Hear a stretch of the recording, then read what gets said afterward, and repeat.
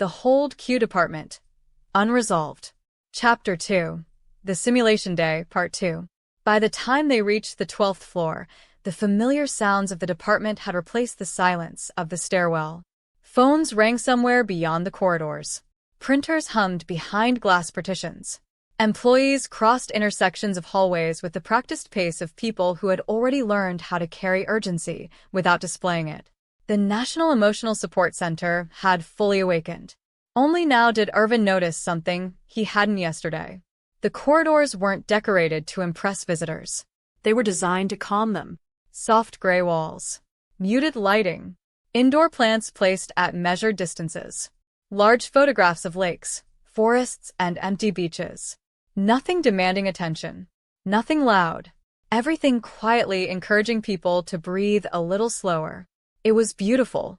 And somehow, it still felt like the building was watching how people walked through it. The training room stood at the end of the corridor.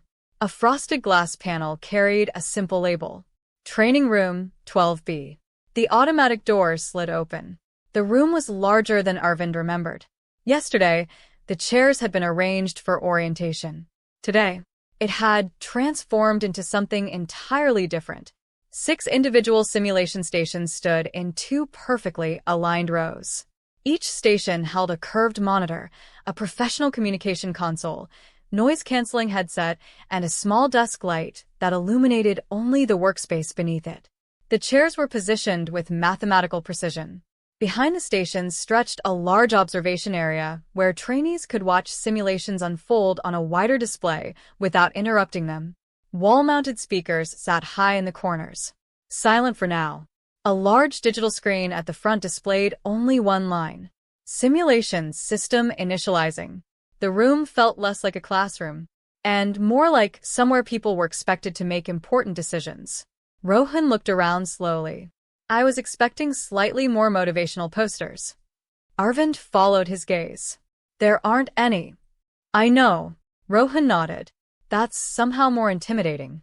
They walked toward the second row where their name cards had already been placed. Someone had thought of everything before they arrived. Even the bottles of water were lined up with identical labels facing outward. The room almost seemed too prepared, as if it had expected them long before they knew they would come. More trainees gradually entered. Some greeted one another politely. Others quietly revised manuals they probably hadn't needed to revise. A few simply looked around the room the way first-time passengers look around an aircraft before takeoff, trying to appear calm, trying not to reveal they weren't. The chair beside Rohan scraped back.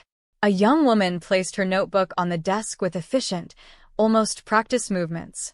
She looked to be around their age. Perhaps 24. She wore a charcoal gray formal shirt with the sleeves folded neatly to her forearms, black trousers, and a simple wristwatch whose face had clearly seen years of use. Her dark hair rested just past her shoulders, loosely tied as though she had fixed it once in the morning and then stopped caring whether a few strands escaped. They had. Sharp brown eyes moved quickly around the room, taking inventory of everything before settling nowhere for long. She carried herself with the quiet confidence of someone who trusted preparation more than first impressions. And yet, there was a spark of dry amusement hidden somewhere behind the seriousness, the kind that waited patiently for the right opportunity. She noticed Rohan looking. So, she said, "Which one are you?" Rohan blinked. "The one who tripped yesterday." "I remember." She nodded once. "You recovered suspiciously well." "I practice. Falling. Recovering." She considered that for exactly a second. Useful skill. He smiled. "I'm Rohan. I guessed. You've heard stories already? I watched you introduce yourself with a popcorn kernel." Rohan sighed dramatically. "I was hoping that would stay confidential." "It won't." She extended her hand. "Mira." Her handshake was firm, brief, confident. "No dramatic titles?" Rohan asked.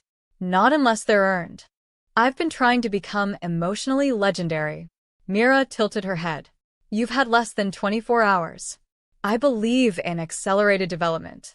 She looked at him for another moment before replying with complete seriousness. "So, does every office fire?" Arvind couldn't stop the laugh that escaped him. Even Rohan paused. Then he placed a hand over his chest. That was excellent. I know. She picked up her manual as though nothing unusual had happened. For the first time since entering the room, Rohan looked genuinely outplayed. I think we're going to get along. I think you're going to keep saying that. Before Rohan could answer, Arvind's attention drifted toward the opposite row. Someone had quietly taken the last empty seat. She hadn't made an entrance. She hadn't needed one. She simply became part of the room so naturally that it felt as though she had always been there. Her white formal shirt was crisp, without appearing carefully arranged, the sleeves buttoned neatly at her wrists beneath a navy blazer. Dark hair fell smoothly behind her shoulders, gathered loosely at the back, leaving a few strands framing a face that carried more calm than expression. There was nothing dramatic about her appearance, nothing designed to demand attention. Yet the longer Arvind looked, the more difficult it became to look anywhere else. It wasn't beauty in the loud, obvious sense. It was the kind people discovered instead of noticed, the kind that revealed itself gradually. Her eyes were steady, clear and quietly observant. Not searching, not judging, simply taking in everything around her with remarkable patience. They were the kind of eyes that made people lower their voices without realizing why, as if they deserved honesty more than volume. She adjusted the microphone on her headset once, checked the cable, looked at the monitor. Every movement was precise, unhurried, purposeful. Arvind realized he had been watching her a second longer than he intended. Almost immediately, she looked up. Their eyes met. There was no embarrassment, no awkwardness, only brief recognition. She had noticed him noticing.